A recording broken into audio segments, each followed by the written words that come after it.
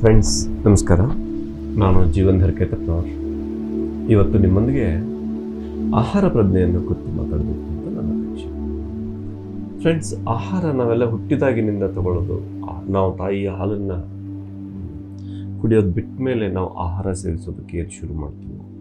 ಮೊದಲ 6 ತಿಂಗಳು ಅದು ನಮ್ಮ ನೈಸರ್ಗಿಕ ಆಹಾರ. ಪ್ರತಿಯೊಂದು ಪ್ರಾಣಿ ಹುಟ್ಟಿದ ಮೊದಲನೇ 6 ತಿಂಗಳು ಏನನ್ನ ಆಹಾರ ಸ್ವೀಕಾರ ಮಾಡ್ತಾವೋ ಅದು ಅವುಗಳ ನೈಸರ್ಗಿಕ ಆಹಾರ. ಅದು ಹುಲಿ ಮರಿ ಆಗಿರ್ಬೋದು, ಆನೆ ಮರಿ ಇರ್ಬೋದು, ಅಥವಾ ನಾವು ಹುಟ್ಟಿದ ಮೇಲೆ ನಮ್ಮ ಆಹಾರ ಆಗಿರ್ಬೋದು, ಅಥವಾ ಬೇರೆ ಪ್ರಾಣಿಯ ಆಹಾರ ಆಗಿರ್ಬೋದು. ಫಸ್ಟ್ 6 ಮಂತ್ ಯಾವ ಫುಡ್ಡೋ ಅದು ನ್ಯಾಚುರಲ್ ಫುಡ್. ಆಮೇಲೆ ಅವನು ಏನಾದರೂ ದೊಡ್ಡವನಾದ್ಮೇಲೆ ಬೇರೆ ರೀತಿಯ ಫುಡ್ಡಿಗೆ ಹೋದರೆ ಅದು ಅವನ ನೈಸರ್ಗಿಕ ಆಹಾರ ಅಲ್ಲ.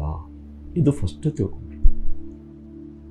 ಇಲ್ಲ ನಾವೆಲ್ಲ ಮಾಂಸಾಹಾರವನ್ನು ತಿಂತಿದ್ದೀವಿ ಅನ್ನೋರಿಗೆ ಒಂದು ಕ್ಲಿಯರ್ ಕಟ್ ಮಾತು. ಅಮೆರಿಕನ್ ವಿಸ್ಕಾನ್ಸಿನ್ ಯೂನಿವರ್ಸಿಟಿನಲ್ಲಿ ಒಂದು ರಿಸರ್ಚ್ ಮಾಡಿದ್ರು. ಸಮಸ್ತ ದೇಹಗಳ ಅಧ್ಯಯನದ ಮೇಲೆ ಮಾನವ ದೇಹಗಳನ್ನು ಅಧ್ಯಯನ ಮಾಡಿದರು. ಮಾಂಸಾಹಾರಿ ಪ್ರಾಣಿಗಳು, ಶಾಕಾಹಾರಿ ಪ್ರಾಣಿಗಳು, ಇವುಗಳ ಆಧಾರದ ಮೇಲೆ ಮನುಷ್ಯ ದೇಹವನ್ನು ಅಧ್ಯಯನ ಮಾಡಿದರು. ಅಲ್ಲಿ ಬಂದಿರೋ ಟೋಟಲ್ ರಿಪೋರ್ಟ್ ಏನು ಅಂದರೆ, ಮನುಷ್ಯನ ಹಲ್ಲುಗಳು ಶಾಕಾಹಾರಿ ಪ್ರಾಣಿಯ ಹಲ್ಲುಗಳಂತೆ ಇದೆ. ಮನುಷ್ಯನಿಗೆ ದವಡೆ ಹಲ್ಲುಗಳಿದೆ. ಮಾಂಸಾಹಾರಿ ಪ್ರಾಣಿಗಳಿಗೆ ದವಡೆ ಹಲ್ಲುಗಳಿಲ್ಲ. ಶಾಕಾಹಾರಿ ಪ್ರಾಣಿಗಳು ಈ ಮಾಂಸಾಹಾರಿ ಪ್ರಾಣಿಗಳು ದವಡೆಯನ್ನು ಕೇವಲ ಮೇಲೆ ಕೆಳಗೆ ಮಾತ್ರ ಮಾಡೋದಕ್ಕೆ ಸಮರ್ಥ. ಮಾಂಸಾಹಾರಿ ಪ್ರಾಣಿಗಳು. ಶಾಕಾಹಾರಿ ಪ್ರಾಣಿಗಳು ದವಡೆಯನ್ನು ಮೇಲೆ ಕೆಳಗೆ ಅಲ್ಲದೆ ಲೆಫ್ಟು ರೈಟು ಲೆಫ್ಟು ಕೂಡ ಅವು ಟರ್ನ್ ಮಾಡಬಹುದು. ಅಂದರೆ ದವಡೆ ಹಲ್ಲುಗಳಿರೋದ್ರಿಂದ ಮತ್ತೆ ಅವುಗಳಿಗೆ ಹೆಚ್ಚು ಅಗಿಯೋ ಆಗತ್ತೆ ಇಲ್ಲ. ಅದನ್ನು ತಗೊಂಡು ರಕ್ತ ಮಾಂಸ ಸಮೇತ ಹಾಗೆ ತಗೊಂಡ್ಬಿಡ್ತವ. ಅವುಗಳ ಹೊಟ್ಟೆ ಒಳಗೆ HCl ಹೈಡ್ರೋಕ್ಲೋರಿಕ್ ಆಸಿಡ್ ಬಹಳಷ್ಟಿದೆ. ಎಲುಬಿನ ಪೀಸ್ಗಳೆಲ್ಲ ಒಳಗೆ ಹೋದ್ರೂ ಅದೆಲ್ಲ ಕರಿ ಹೋಗುತ್ತೆ. ಮನುಷ್ಯನಲ್ಲಿ ಹಾಗಿಲ್ಲ. ಅವನಿಗೆ ನಾಲಿಗೆ ಲಾಲಾರಸದ ಸಿಸ್ಟಮ್ ಬೇರೆ. ಮಾಂಸಾಹಾರಿ ಪ್ರಾಣಿಗಳ ಕರುಳಿನ ಉದ್ದ ಅವುಗಳ ದೇಹ ಎಷ್ಟೋ ಅಷ್ಟೇ. ಶಾಕಾಹಾರಿ ಪ್ರಾಣಿಗಳ ಕರುಳಿನ ಉದ್ದ ಅವುಗಳ ದೇಹಗಳ 3 ಪಟ್ಟು ಉದ್ದ. ಮನುಷ್ಯನಿಗೆ 21 ಅಡಿಗಳ ಕರುಳು ವ್ಯವಸ್ಥೆ. ಮಾಂಸಾಹಾರಿ ಪ್ರಾಣಿಗಳಲ್ಲಿ ಇಲ್ಲಿ ಹಾಕಿದ ಮಾಂಸ 8 ಗಂಟೆಯೊಳಗೆ ಅದು ಹೊರಗಡೆ ಹೋಗುತ್ತೆ, ಎಕ್ಸ್ಕ್ರೀಟ್ ಆಗಿ.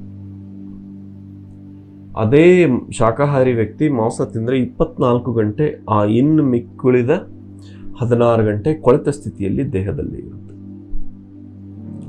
ಅದಕ್ಕೆ ಅದು ಸ್ಥಿತಿ ಏನು ಅಂದರೆ, ಈಗ ಪೆಟ್ರೋಲ್ ವೆಹಿಕಲ್ಗೆ ಡೀಸೆಲ್ ಹಾಕಿದಂಗೆ ನಿಮಗೆ ಹೊಸ ಗಾಡಿ ಇರುತ್ತೆ, ಹೇಗಾದರೂ ಎಂಜಿನ್ ಓಡುತ್ತೆ. ಬಟ್ ಒಂದ್ಸಲ ಕೆಟ್ಟು ಗ್ಯಾರೇಜ್ ಸೇರಿದರೆ ಯಾವ ಮಷಿನ್ ಪಾರ್ಟು ಚೇಂಜ್ ಮಾಡಿದ್ರೂ ಏನೂ ಆಗೋದಿಲ್ಲ. ಸ್ಥಿತಿ ಎನರ್ಜಿ ಇದ್ದಾಗ ಡಾಕ್ಟರ್ಸು ನಿಮ್ಗೆ ತಿನ್ನಂತ, ಬಟ್ ಅದೇ ನಾಳೆ ವಯಸ್ಸಾದ್ಮೇಲೆ ತಿನ್ಬೇಡ ಅಂತ. ಅಂದರೆ ಅದು ನಿಮ್ಮ ಕೆಪಾಸಿಟಿ ಇಲ್ಲ. ಅಂದರೆ it is not your food, it is not your fuel. Petrol ವೆಹಿಕಲ್ಗೆ ಪೆಟ್ರೋಲ್ ಹಾಕಬೇಕು, ಡೀಸೆಲ್ ವೆಹಿಕಲ್ಗೆ ಡೀಸೆಲ್ ಹಾಕಬೇಕು.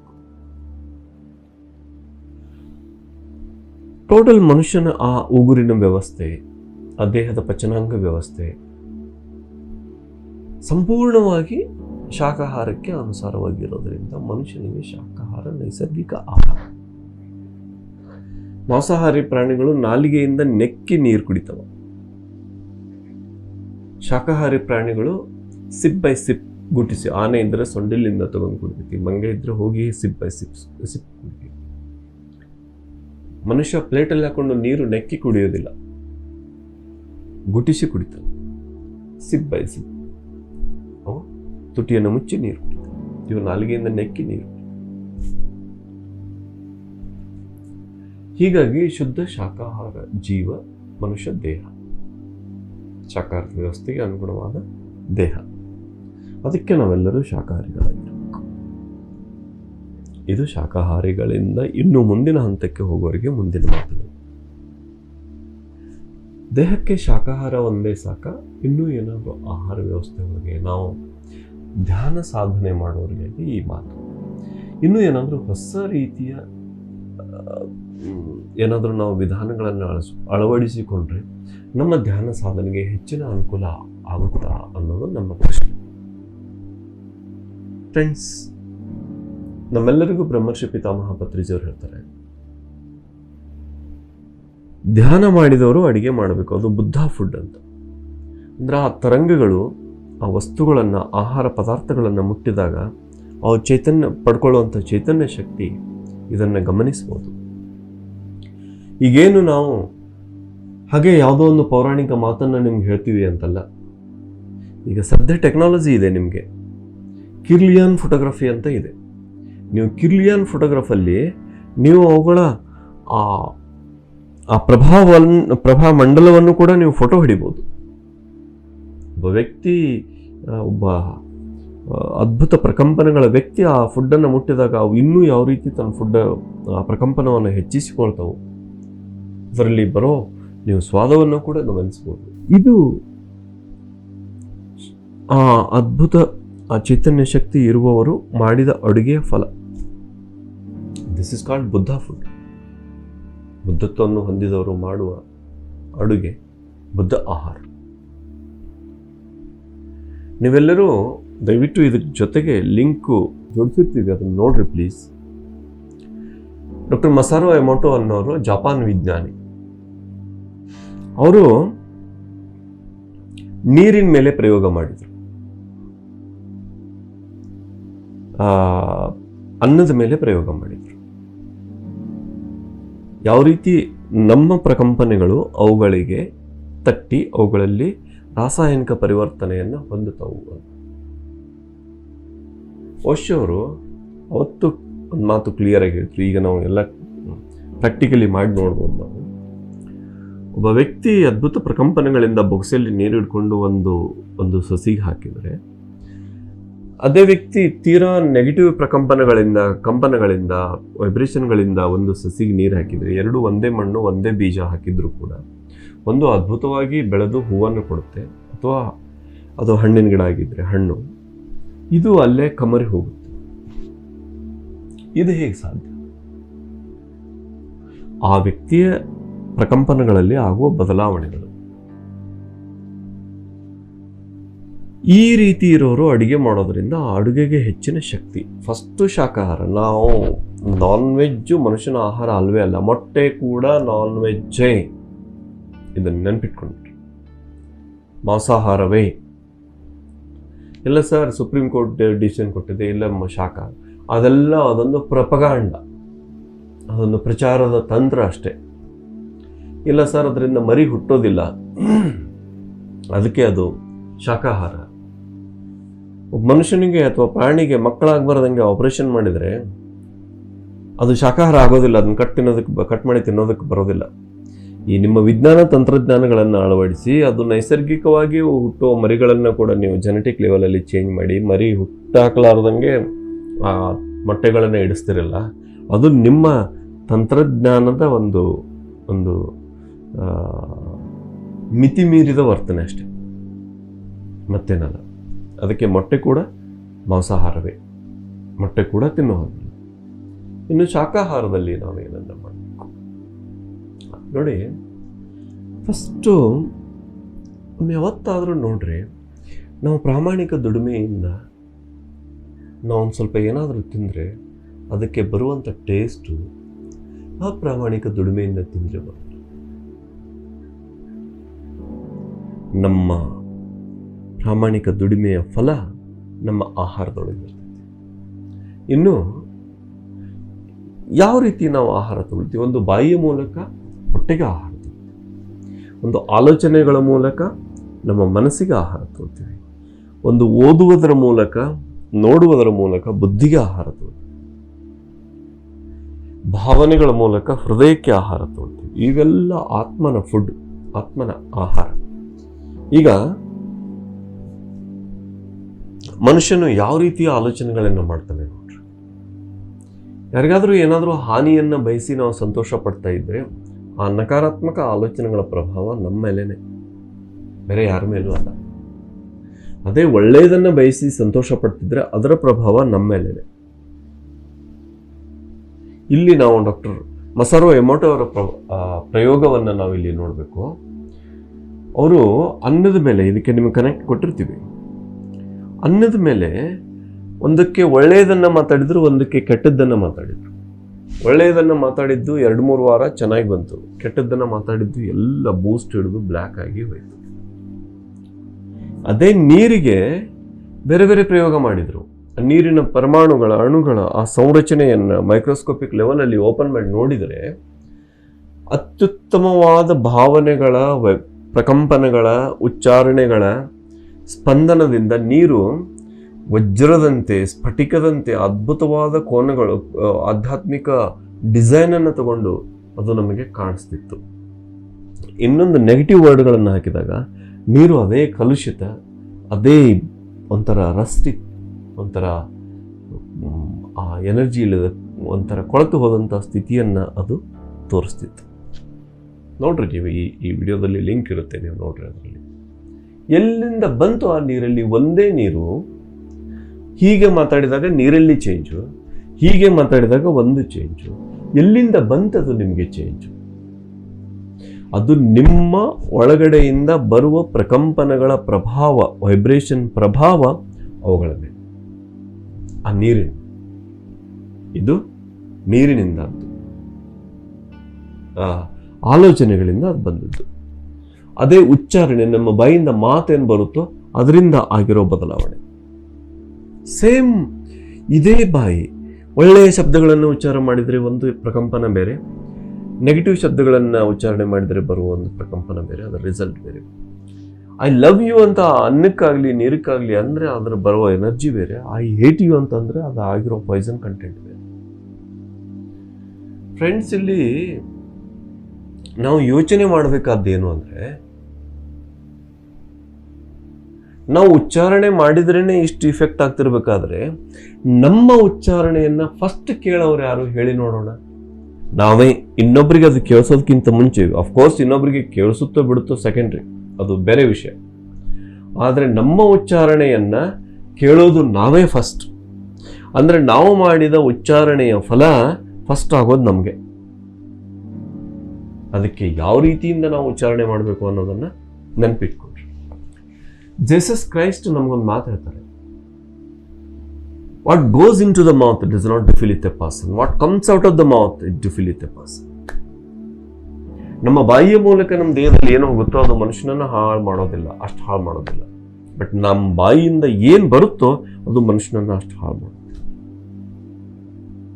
ಅದಕ್ಕೆ ಯಾವ ರೀತಿ ನಮ್ಮ ಬಾಯಿಂದ ಶಬ್ದಗಳನ್ನು ತರಬೇಕು ಅನ್ನೋದನ್ನು ನಾವು ಯೋಚನೆ ಮಾಡಬೇಕು. ಇದಾದ್ಮೇಲೆ ಈಗ ನೋಡ್ರಿ, ಮಾತಿನ ಮೇಲೆ ನಮ್ಮ ಹಿಡಿತ ಎಲ್ಲಿಯವರೆಗೆ, ಮಾತನ್ನ ಉಚ್ಚಾರಣೆ ಮಾಡೋಕ್ಕಿಂತ ಮುಂಚೆ ಅವುಗಳ ಮೇಲೆ ನಮಗೆ ಹಕ್ಕಿದೆ. ಮಾತು ಒಂದ್ಸಲ, ಈಗ ನಾನು ಮಾತಾಡ್ತಾ ಇದ್ದೀನಿ, ಮಾತು ಒಂದ್ಸಲ ಉಚ್ಚಾರಣೆ ಮಾಡಿ ನಾನು ರಿಲೀಸ್ ಮಾಡಿ ಬಿಟ್ರೆ ನನ್ನ ಹಕ್ಕು ಮುಗಿತಲ್ಲಿಗೆ. ಆ ರಿಲೀಸ್ ಮಾಡಿ ಬಿಟ್ಟ ಮಾತಿಗೆ ನಾನು ಬಾಧ್ಯಸ್ಥನಾಗಿರ್ಬೇಕು. ಅದರ ಪರಿಣಾಮವನ್ನು ನಾನು ಎದುರಿಸಲೇಬೇಕು. ಇನ್ನೊಂದ್ಸಲ ನೋಡ್ಕೊಡ್ರಿ, ಮಾತನ್ನ ನಾನು ಮಾತಾಡಬೇಕು ಅಂತ ಭಾವನೆ ಇದ್ರೂ ಕೂಡ ಉಚ್ಚಾರಣೆ ಮಾಡದೆ ಇಲ್ಲಿ ತಡ್ಕೊಂಡ್ರೆ ಅದರ ಮೇಲೆ ನನ್ನ ನಿಯಂತ್ರಣ ಇದೆ. ಇಲ್ಲಿಂದ ಮಾತು ಉಚ್ಚಾರಣೆಯಾಗಿ ಹೊರಗೆ ಬಿದ್ದರೆ ಅಲ್ಲಿಂದ ನನ್ನ ನಿಯಂತ್ರಣ ಮುಗಿತು. ಅದು ಸಮಾಜದ ನಿಯಂತ್ರಣ ಕೊಡಬೇಕು. ಅದಕ್ಕೆ ಏನು ಬರುತ್ತೋ ಅದನ್ನ ಈ ವ್ಯಕ್ತಿ ಅನುಭವಿಸಲೇಬೇಕು, ಮಾತಾಡಿದ ವ್ಯಕ್ತಿ ಯಾರೇ ಇದ್ರೂ ಕೂಡ. ಹಾಗಾದ್ರೆ ನಮ್ಮ ಬಾಯಿಂದ ಬರೋ ಮಾತಿಗೆ ಫಸ್ಟ್ ಅದನ್ನ ಅನುಭವಿಸುವವರು ಯಾರು? ನಾವೇ. ಹಾಗಾದ್ರೆ ಯೋಚನೆ ಮಾಡಿ ಫ್ರೆಂಡ್ಸ್, ಬೆಳಗ್ಗೆಯಿಂದ ಸಂಜೆವರೆಗೆ ನಾವು ಎಂತೆಂಥ ಮಾತುಗಳನ್ನು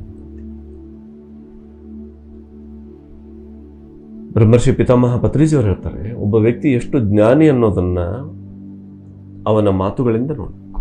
ಅವನ ಮಾತುಗಳೇ ಅವನೆಷ್ಟು ಜ್ಞಾನಿ ಅನ್ನೋದನ್ನ ಹೇಳ್ತಾರೆ. ಬೆಳಗ್ಗೆಯಿಂದ ಸಂಜೆವರೆಗೆ ನಾವೇನು ಮಾತಾಡ್ತೀವೋ ಯಾರೂ ರೆಕಾರ್ಡ್ ಮಾಡೋದು ಬೇಡ. ಅನ್ನೋನ್ ಪರ್ಸನ್ ನಿನ್ನೆ ಮಾತು ರೆಕಾರ್ಡ್ ಮಾಡಿದಾನಂತ ಇಟ್ಕೊಡ್ರಿ. ಬೆಳಗ್ಗೆಯಿಂದ ಸಂಜೆವರೆಗೆ ಒಬ್ಬ ವ್ಯಕ್ತಿಯ ಮಾತುಗಳನ್ನು, ಆತ ಎಂಥ ಯಾವ ಮಟ್ಟದ ಜ್ಞಾನಿ, ಎಂಥ ಜ್ಞಾನಿ ಅನ್ನೋದು ನಮಗೆ ಗೊತ್ತಾಗುತ್ತೆ. ನೋಡ್ರಿ, ಇಡೀ ದಿವಸ ನೀವು ಮಾತಾಡೋದು ಎಷ್ಟು ವ್ಯರ್ಥ ಮಾತುಗಳೋ, ಸಾರ್ಥಕ ಮಾತುಗಳೋ, ದಟ್ ಯು ಡಿಸೈಡ್. ನೀವು ಅದನ್ನ ನಿರ್ಣಯ ಮಾಡಿ.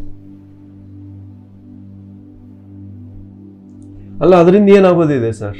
Very good. ವ್ಯರ್ಥ ಮಾತುಗಳನ್ನು ಮಾತನಾಡಿದರೆ ಜೀವನ ವ್ಯರ್ಥ. ಸಾರ್ಥಕ ಮಾತುಗಳನ್ನು ಮಾತನಾಡಿದರೆ ಜೀವನ ಸಾರ್ಥಕ. That's it. ಈಗ ನೀವೇ ಡಿಸೈಡ್ ಮಾಡ್ಕೊಡ್ರಿ ಅದರಿಂದ ಏನಾಗ್ತೈತೆ ಅಂತ ಯೋಚನೆ ಮಾಡ್ರಿ. ನೋಡಿ, ನಾವು ಬೆಳಗ್ಗೆಯಿಂದ ಸಂಜೆವರೆಗೆ ಏನು ಮಾತಾಡ್ತೀವಿ, ಎಷ್ಟು ಜನಕ್ಕೆ ಉಪಯೋಗ ಆಗುವಂಗೆ ಮಾತಾಡ್ತೀವಿ, ನಿಮಗೆ ಎಷ್ಟು ಜನಕ್ಕೆ ಆ ಉಪಯೋಗ ಆಗುವಂಥ ಮಾತುಗಳನ್ನ ಅಥವಾ ವಾಕ್ಯಗಳನ್ನ ನೀವು ಓದ್ತೀರಿ ನಿಮಗೋಸ್ಕರ.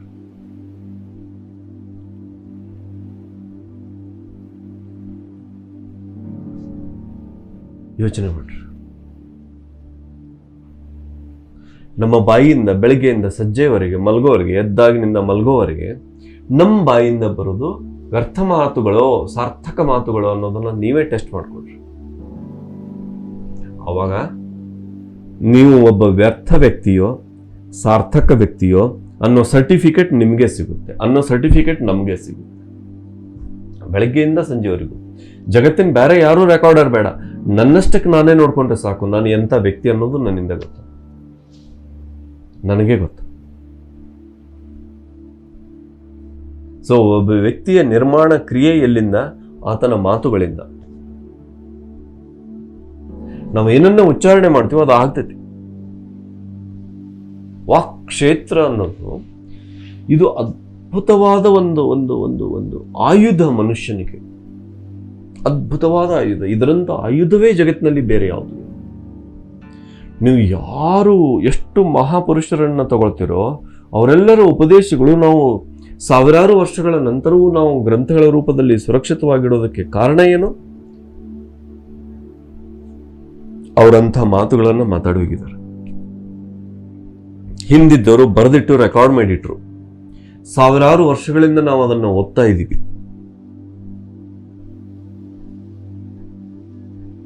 ಅಂದ್ರೆ ಅಂತ ವಜ್ರದಂತ ಮಾತುಗಳು. ಈಗ ನೀವು ಡಿಸೈಡ್ ಮಾಡ್ಕೊಡ್ರಿ, ನಿಮ್ಮ ಮಾತು ರೆಕಾರ್ಡ್ ಮಾಡೋದಕ್ಕೆ ಯೋಗ್ಯವೇ?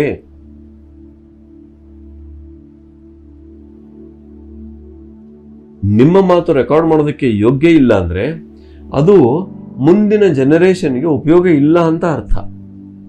ಮುಂದಿನ ಜನರೇಷನ್ಗೆ ಉಪಯೋಗ ಇರೋದು ಬೇರೆ ವಿಷಯ, ನಿಮಗೆ ಕೂಡ ಉಪಯೋಗ. ಯಾಕೆಂದ್ರೆ ನಿಮಗೆ ಉಪಯೋಗ ಬಂದಿರೋ ಮಾತು ಮುಂದಿನ ಜನರೇಷನ್ಗೂ ಬರಬೇಕು. ಅಜ್ಞಾನ ಅಂದ್ರೆ ನಮ್ಮ ಬಾಯಿಂದ ಎಂಥ ಮಾತುಗಳು ಉದುರುತ್ತವೆ. ಎಲ್ಲ ಹೇಳ್ತೀವಿ ನಾವು, ಮಾತೆಂಬುದು ಜ್ಯೋತಿರ್ಲಿಂಗ, ಐಸಿ ಬಾನಿ ಬೋಲಿಯೇ ಮನ್ಕ ಆಪ್ ಹಾಕೋಯ್, ಅವರನ್ ಕೋ ಶೀತಲ ಕರೆ ಆಪನ್ ಕೋ ಕರೆ ಶೀತಲ್, अपन को ಹೋಯ್ ಸುಖ ಹೋಯ್. ಎಂಥ ಮಾತುಗಳನ್ನು ಮಾತಾಡ್ರಿ. ಮನಸ್ಸಿನ ಎಲ್ಲ ಗಂಟೆಗಳು ಕರಗಿ ಹೋಗ್ಬೇಕು. ಮನುಷ್ಯನ ಎಲ್ಲ ಇಲ್ಲಿರುವಂಥ ಒಂದು ಅಹಂಕಾರ ಕರಗಿ ಹೋಗ್ಬೇಕು. ಇನ್ನೊಬ್ಬರಿಗೂ ಶಾಂತಿ ಸಮಾಧಾನ ನೀಡಬೇಕು, ನಮಗೂ ಸಮಾಧಾನ ನೀಡಬೇಕು ಅಂತ ಮಾತುಗಳನ್ನೇ ಹೇಳ್ತೀವಿ. ಮಾತೆಂಬುದು ಜ್ಯೋತಿರ್ಲಿಂಗ ವಚನ ಹೇಳ್ತೀವಿ. ನುಡಿದರೆ ಮುತ್ತಿನ ಹಾರದಂತಿರಬೇಕು ಅಂತಲೂ ಹೇಳ್ತೀವಿ. ನುಡಿದರೆ ಲಿಂಗ ಮೆಚ್ಚಿ ಹೌದೌದು ಎನ್ನಬೇಕು ಅಂತ ಹೇಳ್ತೀವಿ. Okay, but rest of the 24 hours ಅಲ್ಲಿ ಮಿಕ್ಕಿದ ಟೈಮನ್ನು ನಾವೇನು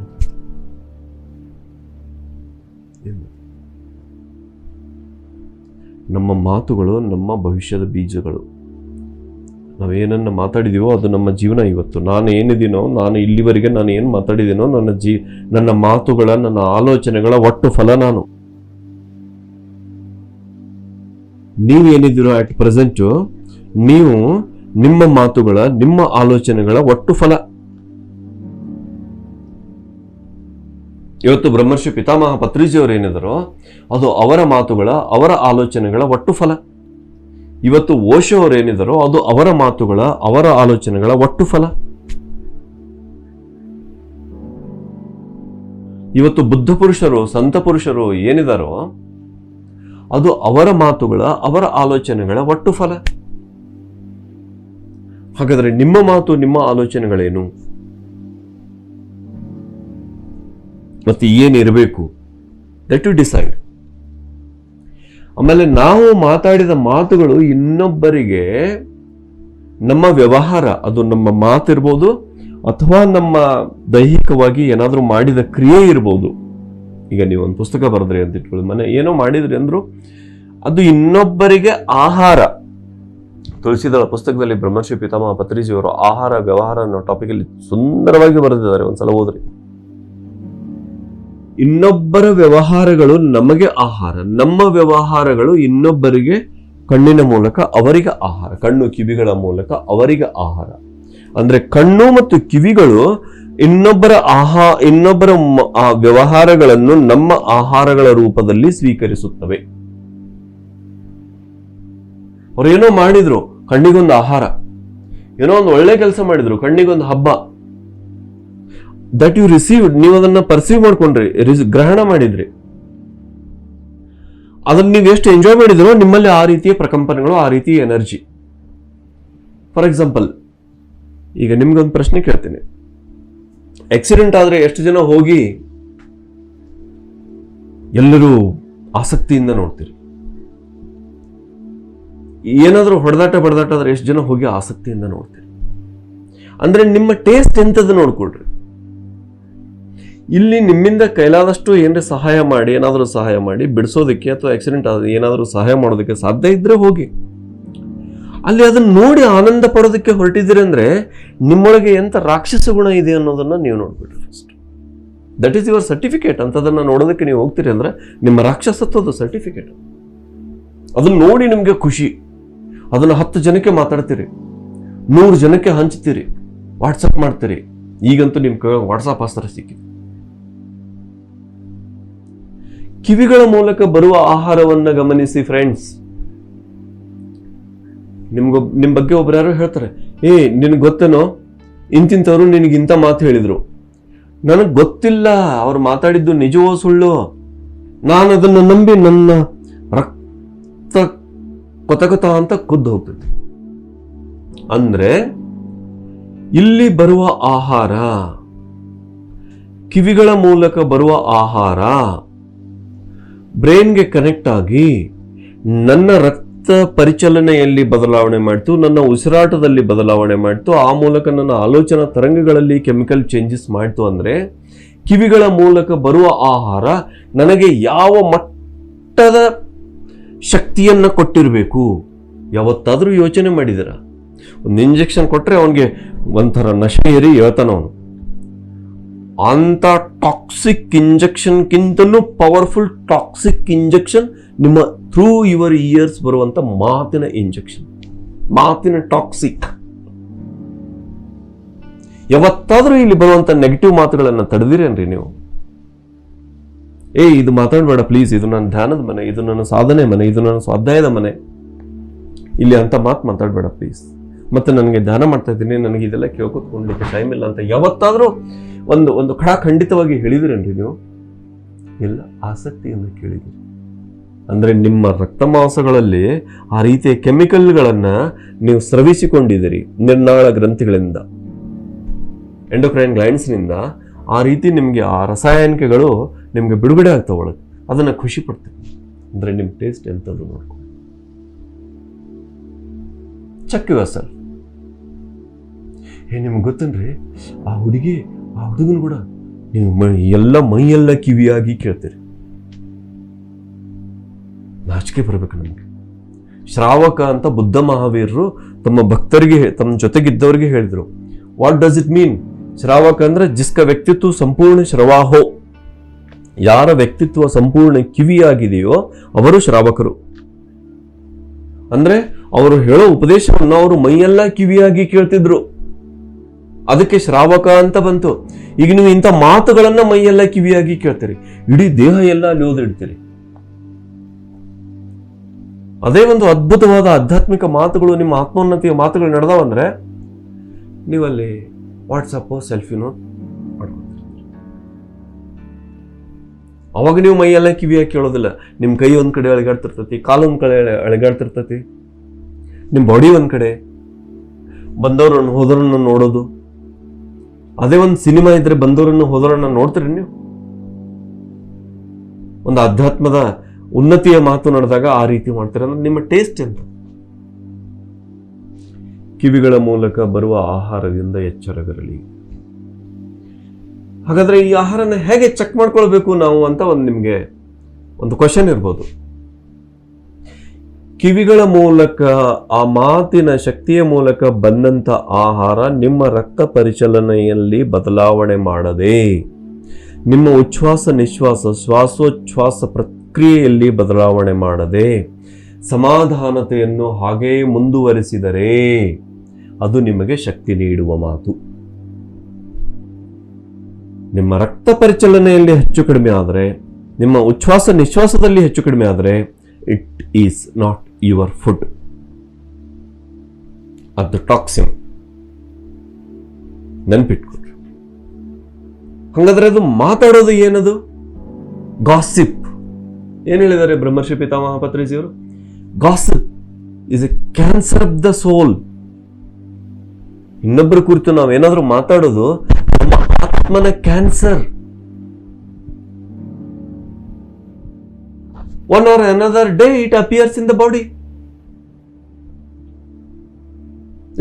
ಅವ್ರಿಗೆ ಕ್ಯಾನ್ಸರ್ ಆಯ್ತ್ರಿ, ಬಹಳ ಒಳ್ಳೆ ಮನುಷ್ಯರೇ ಅವರು, 4 ಜನಕ್ಕೆ ಅನುಕೂಲ ಮಾಡಿದವರು, ಅವ್ರು ಏನೂ ಮಾಡಿರ್ಲಿಲ್ಲ ಸರ್.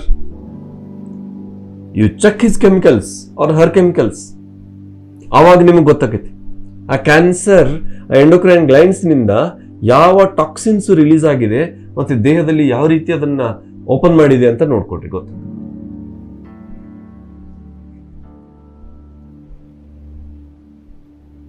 ನಮ್ಮ ಬುದ್ಧಿ ಒಳಗೆ ಏನ್ ತುಂಬಿಕೊಂಡಿದೆ,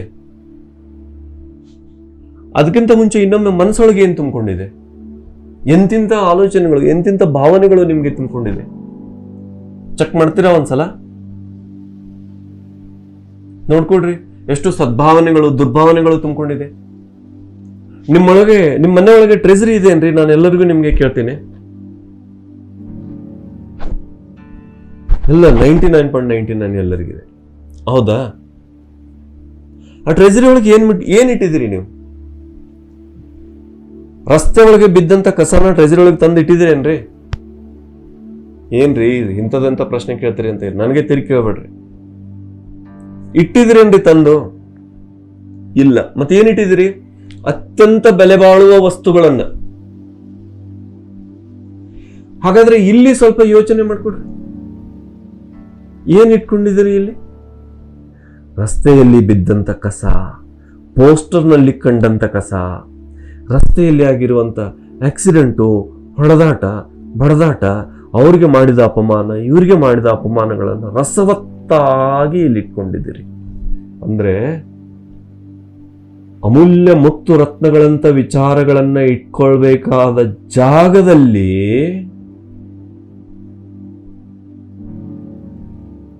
ನೀವು ಕಸ ತುಂಬಿಕೊಂಡಿದ್ದೀರಿ ಅಂದ್ರೆ ಏನನ್ಬೇಕ್ರಿ ನಿಮ್ಗೆ? ಏನನ್ಬೇಕ್ರಿ ನಿಮ್ಗೆ?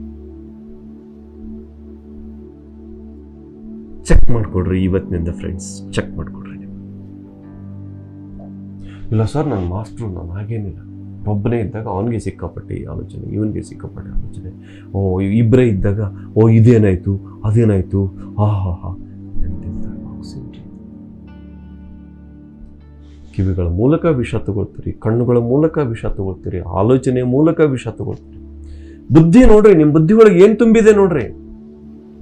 ಲೋಕ ಕಲ್ಯಾಣಕಾರಕ ವಿಚಾರಗಳಿಂದ ನೀವು ಓತಪ್ರೋತ ಆಗಿದ್ದೀರೋ ಅಥವಾ ಸ್ವಾರ್ಥಪೂರಿತ ಬುದ್ಧಿಯಿಂದ ನೀವು ಓತಪ್ರೋತ ಆಗಿದ್ದೀರೋ? ಎಲ್ಲಿ ನೀವು ನಿಮ್ಮ ಜೀವನದಲ್ಲಿ ಏನಾದರೂ ಶ್ರೇಷ್ಠವಾದ ಗ್ರಂಥಗಳನ್ನ ನಾನು ಓದ್ತಾ ಇದ್ದೀನಿ, ಇವತ್ತಿಂಥ ಪುಸ್ತಕ ಓದ್ತಾ ಇದ್ದೀನಿ ಅಂತ ಯಾವತ್ತಾದ್ರೂ ನಿಮಗೆ ನೀವು ಆ ಬುದ್ಧಿಗೆ ನೀವು ಅದ್ಭುತವಾದ ಆಹಾರ ಕೊಟ್ಟಿದ್ದೀರೇನ್ರಿ?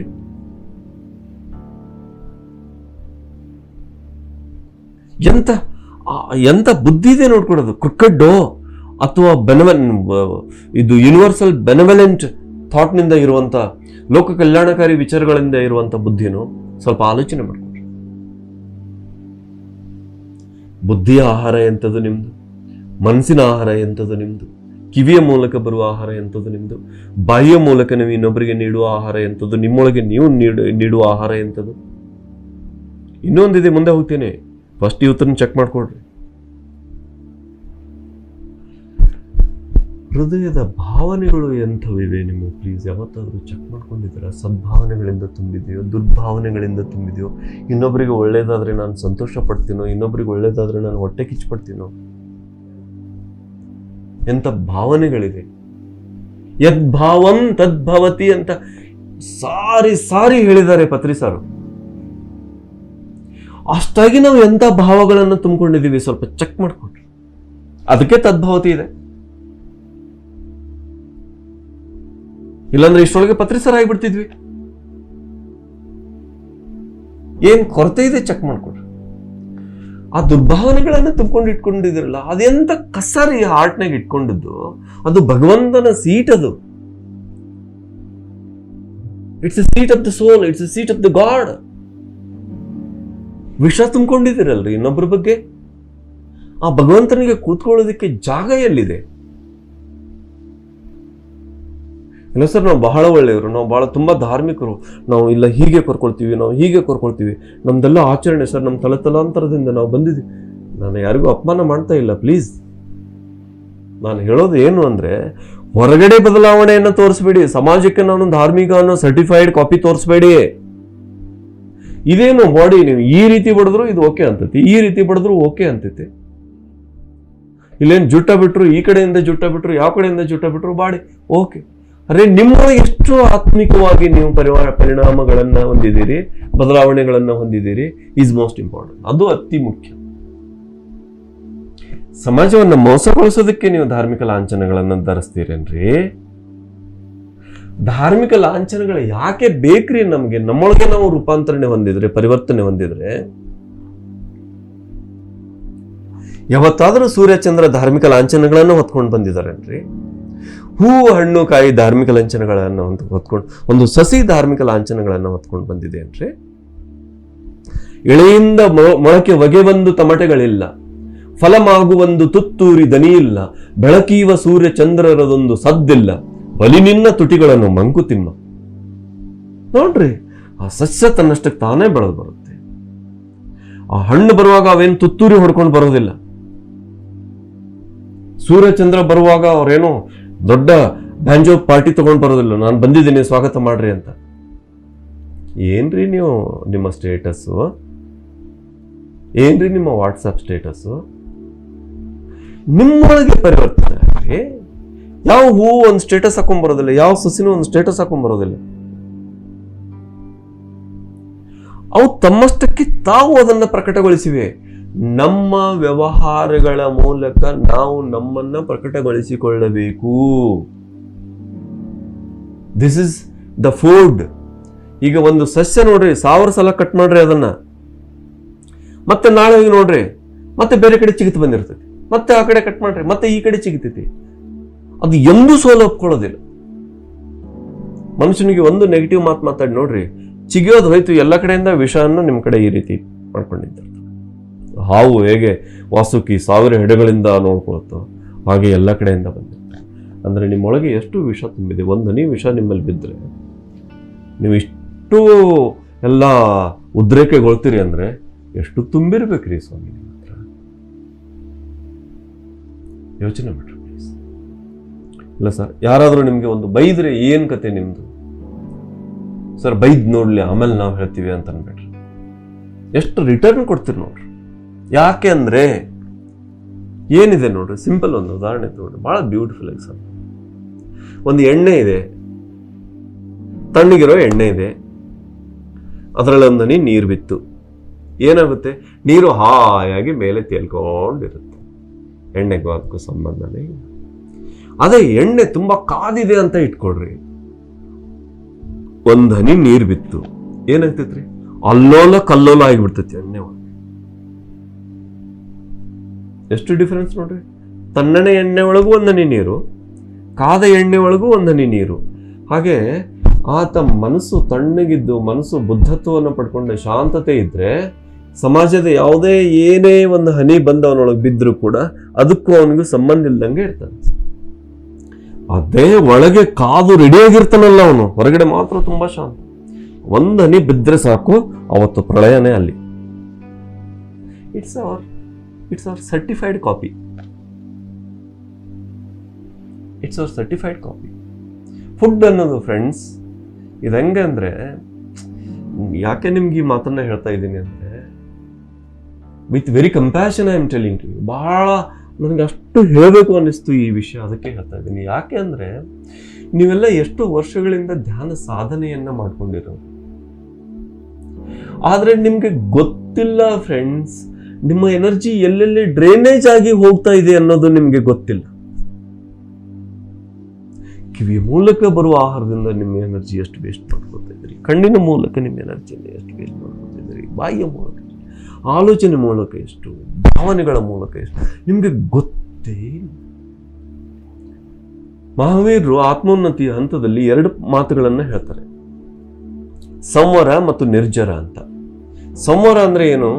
ಫಸ್ಟು ನೀವೇನು ಧ್ಯಾನ ಮಾಡ್ತಾ ಇದ್ದೀರಲ್ಲ, ಸೊ ಧ್ಯಾನ ಮಾಡೋದಕ್ಕೆ ಶುರು ಆದ್ಮೇಲೆ 2 ಪ್ರಕ್ರಿಯೆ ನೀವು ಆರಂಭ ಮಾಡಬೇಕು. ಒಂದು ಸಂವರ ಮೀನ್ಸ್ ಫಸ್ಟ್ ನಿಮ್ಮ ಮನೆ ಇದೆ ಅಂತ ಇಟ್ಕೊಡ್ರಿ, ಫಸ್ಟ್ ಅದಕ್ಕೆ ಹೊರಗಡೆಯಿಂದ ನೀರು ಏನು ಬರಬಾರ್ದಂಗೆ ಫಸ್ಟ್ ಒಂದು ಕಾಂಪೌಂಡ್ ಹಾಕೊಳ್ಳೋದು. ಸಂವರ ಅಂದ್ರೆ ಎಸ್, ಕಿವಿಗಳ ಮೂಲಕ ಸಂವರ, ಗಾಂಧೀಜಿಯವರು ಹೇಳಿದ್ರು, ಕೆಟ್ಟದ್ದನ್ನ ಕೇಳಬೇಡ್ರಿ. ಕಣ್ಣುಗಳ ಮೂಲಕ ಸಂವರ, ಕೆಟ್ಟದ್ದನ್ನ ನೋಡ್ಬೇಡ್ರಿ. ಬಾಯಿಯ ಮೂಲಕ ಸಂವರ, ಕೆಟ್ಟದ್ದನ್ನ ಮಾತಾಡ್ಬೇಡ್ರಿ.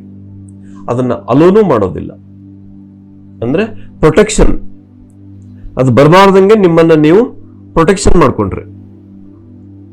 ಹಾಗೆ ಆಲೋಚನೆಗಳ ಮೂಲಕ ಸಂವರ, ಕೆಟ್ಟ ಆಲೋಚನೆ ಬರಲಾರ್ದಂಗೆ ಆ ಆಲೋಚನೆಗಳಲ್ಲಿ ನೀವು ಒಂದು ತಡೆ ಹಿಡಿದ್ರಿ.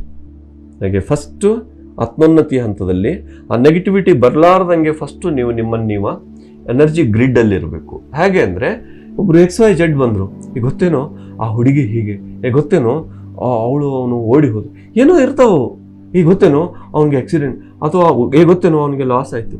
ಎಂತ ತೃಪ್ತಿ ಪಡ್ತೀರಿ ಅಥವಾ ನೀವು ಏನು ಪಡ್ತೀರಿ, ಅದನ್ನ ನೀವು ಫಸ್ಟು ನೀವು ಅವಾಯ್ಡ್.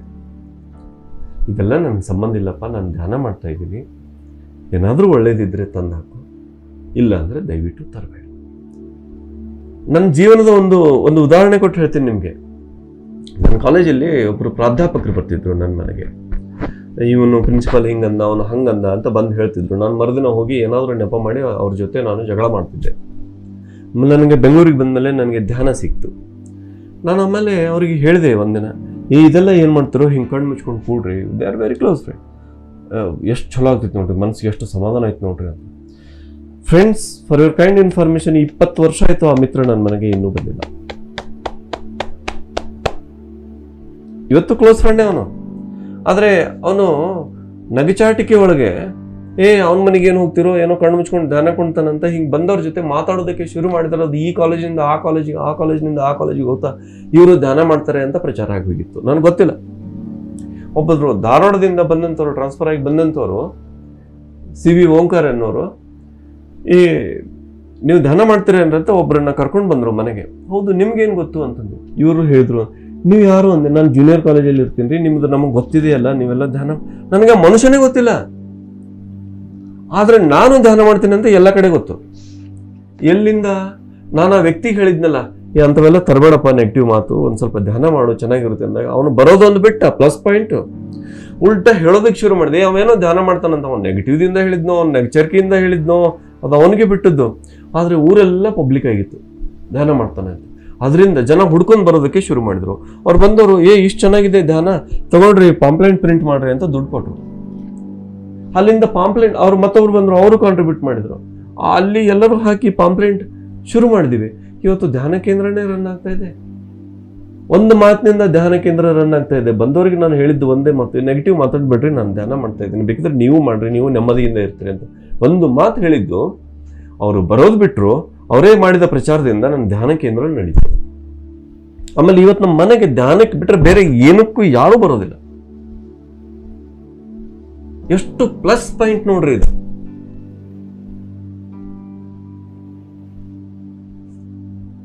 ನೋಡ್ರಿ, ನಿಮ್ಗೂ ಪತ್ರಿ ಸರ್ ಹತ್ರ ಹೋಗಿ ಏನಾದ್ರು ಬೇರೆ ಮಾತಾಡಿ ನೋಡ್ರಿ, ಹೆಂಗ್ ಬೀಳ್ತಾವ ಗಜ್ಜ. ಯಾಕೆಂದ್ರೆ ಅಂತ ಆಹಾರಗಳನ್ನ ಸಮೀಪ ತರ್ಬಿಡುದಿಲ್ಲ ಅವರು. ಅಂತ ಆಲೋಚನೆಗಳನ್ನ ಇಟ್ಕೊಂಡು ಬಂದ್ರೆ ಗಜ್ಜ ಬೀಳ್ತಾವ ನಿಮ್ಗೆ. ಫ್ರೆಂಡ್ಸ್, ಇಲ್ಲಿಯ ಮೂಲಕ ನಕಾರಾತ್ಮಕತೆ ಸ್ವೀಕಾರ ಮಾಡ್ಬಿಟ್ರಿ, ಇಲ್ಲಿಯ ಮೂಲಕ ನಕಾರಾತ್ಮಕತೆ ಸ್ವೀಕಾರ ಮಾಡ್ಬಿಟ್ರಿ, ಇಲ್ಲಿ ನಕಾರಾತ್ಮಕ ಆಲೋಚನೆ ಇಟ್ಕೊಂಡ್ಬಿಟ್ರಿ, ಇಲ್ಲಿ ನಕಾರಾತ್ಮಕ ಮಾತಾಡ್ಬೇಡ್ರಿ, ಇಲ್ಲಿ ನಕಾರಾತ್ಮಕ ಫೀಲಿಂಗ್ ಇಟ್ಕೊಂಡ್ಬಿಟ್ರಿ. ಎಲ್ಲ ರೀತಿಯ ಪರಿಶುದ್ಧತೆಯನ್ನು ಹೊಂದ್ಕೊಡ್ರಿ. ಆವಾಗ ಸಂವರ ಫಸ್ಟ್ ಪ್ರೊಟೆಕ್ಷನ್ ಆಯ್ತಾ.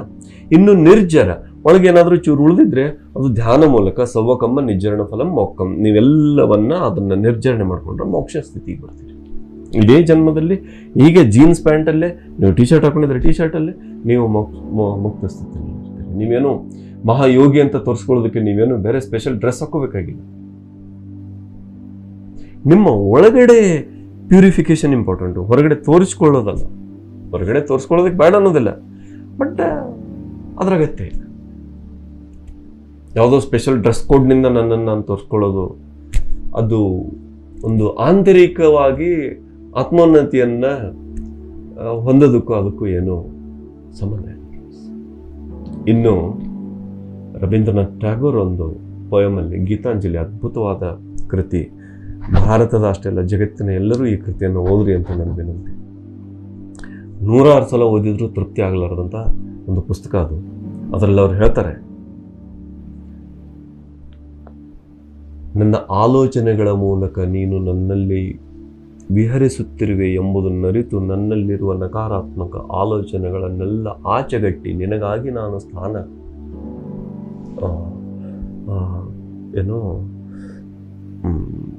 ಖಾಲಿಗೊಳಿಸಿ ನಿನಗಾಗಿ ನಾನು ದಾರಿ ಕಾಯುತ್ತಿದ್ದೇನೆ. ನನ್ನ ಹೃದಯ ಸಿಂಹಾಸನದಲ್ಲಿ ನೀನು ವಿರಾಜಮಾನನಾಗುತ್ತಿ ಎನ್ನುವುದನ್ನರಿತು ನನ್ನಲ್ಲಿರುವ ಕಲುಷಿತಗಳನ್ನೆಲ್ಲ ನಾನು ಸ್ವಚ್ಛಗೊಳಿಸಿ ನಿನಗಾಗಿ ನಾನು ದಾರಿ ಕಾಯುತ್ತೇನೆ.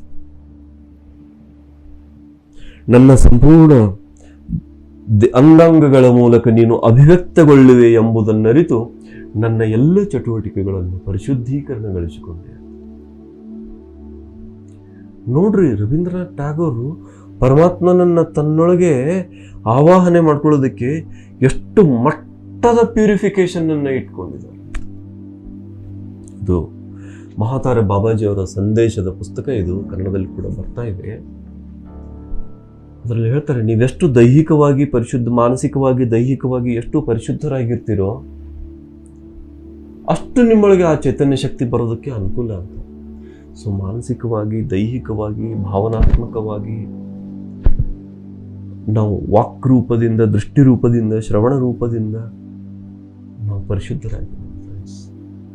ನಮ್ಮೊಳಗಿಂದ ನಾವು ಏನು ಭಗವಂತನ ತತ್ವವನ್ನು ಪಡ್ಕೊಂಡು ಬಂದಂಥ ನಾವು ಅನ್ನೋರಿದ್ದೀವಿ, ಒರಿಜಿನಲ್ ರೂಪದಲ್ಲಿ ನಾವು ವಿಶ್ವರೂಪದಲ್ಲಿ ಪ್ರಕಟಗೊಳ್ಳಬೇಕು ಫ್ರೆಂಡ್ಸ್. ಅದೊಂದೇ ನಾವು ಭೂಮಿಯ ಮೇಲೆ ಇಟ್ಕೊಳ್ಳಲೇಬೇಕಾದಂಥ ಅಂತಿಮ ಗುರಿ, ಅಂತಿಮ ಲಕ್ಷ್ಯ.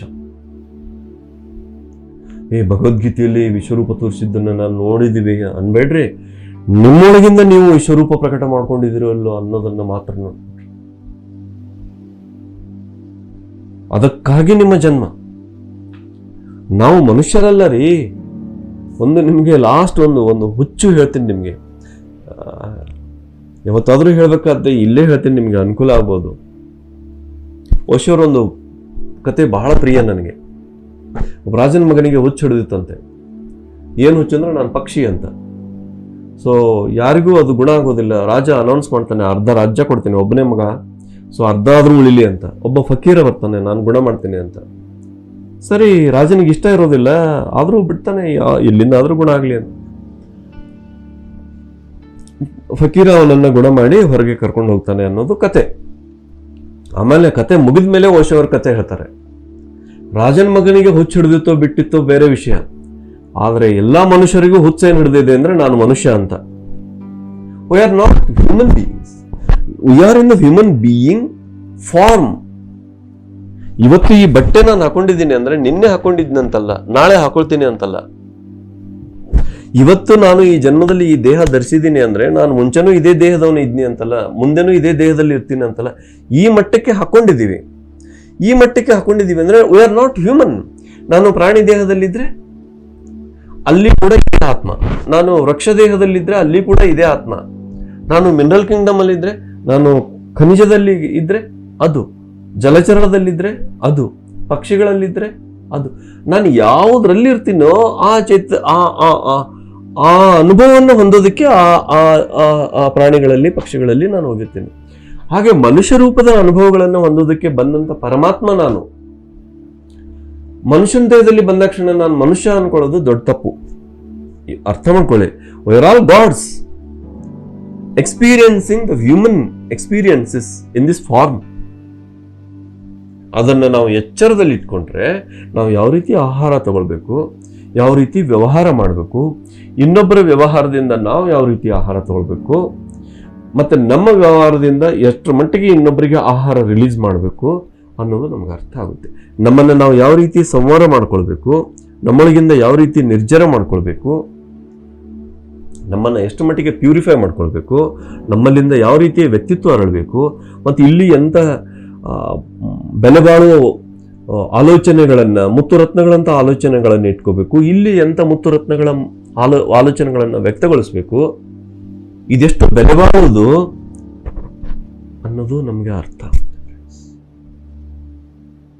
ಆವಾಗ ನಾವು ನಮ್ಮೊಳಗೆ ಆ ದೈವತ್ವವನ್ನು 24 hours ಜೀವನ ಮಾಡ್ತೀವಿ. ಆವಾಗ ನಮ್ಮಿಂದ ತಪ್ಪಿ ನೆಗೆಟಿವ್ ಮಾತು ಬರೋದಿಲ್ಲ, ತಪ್ಪಿ ನೆಗೆಟಿವ್ ಥಾಟ್ ಬರೋದಿಲ್ಲ. ಹೇಗೆ ಧೈರ್ಯ ಅದು ನಮಗೆ ನೆಗೆಟಿವ್ ಥಾಟ್ ಬರೋದಕ್ಕೆ? ನಾನು ನಿಮಗೆ ಪ್ರಶ್ನೆ ಕೇಳ್ತೀನಿ. ನಿಮ್ಮನ್ನ ನೋಡಿ ಯಾರಾದ್ರೂ ನಿಮ್ಗೆ ಅನುಮತಿ ಇಲ್ಲದೆ ಒಳಗೆ ಬರ್ತಾರೇನ್ರಿ? ನಿಮ್ಮ ಅನುಮತಿ ತಗೊಂಡ್ ಬರಬೇಕು. ಇದು ಇಲ್ಲದೆ ಇದ್ರೆ ನೀವ್ ಏನ್ ಮಾಡ್ತೀರಿ ಗೊತ್ತು? ಹಾಗೆ ಥಾಟ್ಗಳು ಬರಬೇಕಂದ್ರೆ ನಮ್ಮ ಅನುಮತಿ ತಗೊಂಡ್ ಬರಬೇಕು. ಯಾವ್ದಾದ್ರು ಥಾಟ್ ನಮ್ಮೊಳಗೆ ಬರ್ತೀನಿ ಅಂದ್ರೆ we have to avoid it. ನನ್ನ ಆತ್ಮೋನ್ನತಿಯ ಸ್ಥಿತಿಗೆ ಹೆಚ್ಚಿನ ಪ್ರಕಂಪನವನ್ನ ಕೊಡುವಂತ ಥಾಟ್ ನನಗೆ ಬರ್ತಾ ಇದೆಯಾ ಇಲ್ವಾ? If it is so welcome, if not out. No need, ಅಗತ್ಯ ಇಲ್ಲ.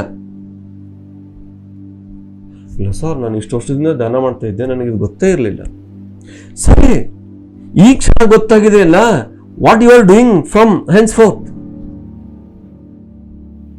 ಅದಕ್ಕೆ ಫ್ರೆಂಡ್ಸ್, ಈ ಕ್ಷಣದಿಂದ ನಾವು ಈ ಎಲ್ಲ ಆಹಾರಗಳನ್ನು ಎಚ್ಚರಿಕೆಯಿಂದ ಸ್ವೀಕರಿಸೋಣ.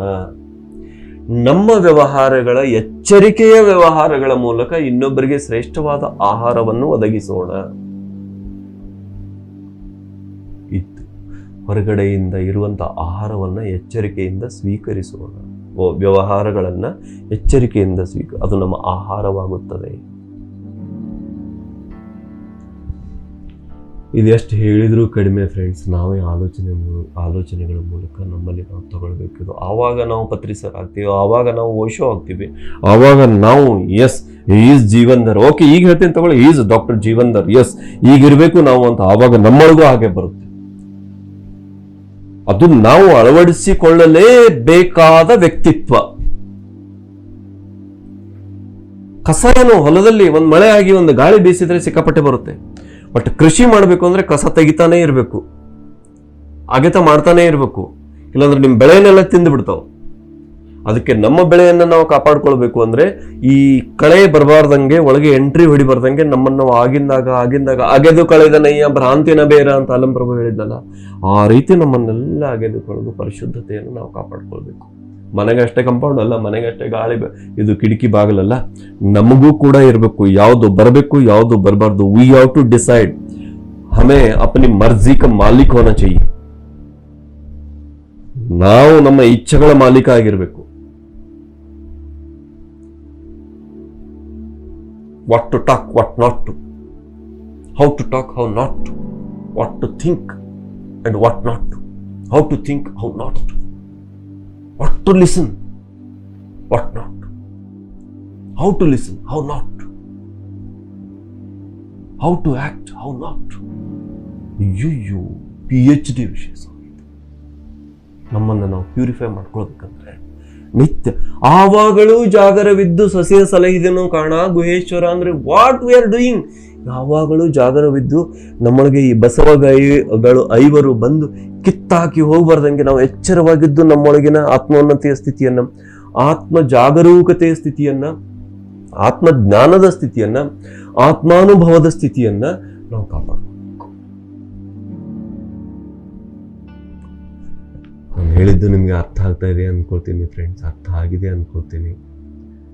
ಹೂವು ಹೇಗೆ ತನ್ನ ಸುಗಂಧವನ್ನು ತನ್ನಷ್ಟಕ್ಕೆ ತಾನೇ ಅರಳಿದ ಮೇಲೆ ಹೊರಸೂಸುತ್ತೋ ಹಾಗೆ ನಮ್ಮ ವ್ಯಕ್ತಿತ್ವದಿಂದ ನಾವು ನಮ್ಮಷ್ಟಕ್ಕೆ ಅರಳಿದ ಮೇಲೆ ನಮ್ಮೊಳಗಿನ ಸುಗಂಧ ತನ್ನಷ್ಟಕ್ಕೆ ತಾನೇ ನಿಸರ್ಗಕ್ಕೆ ಹೊರಸೂಸುತ್ತೆ.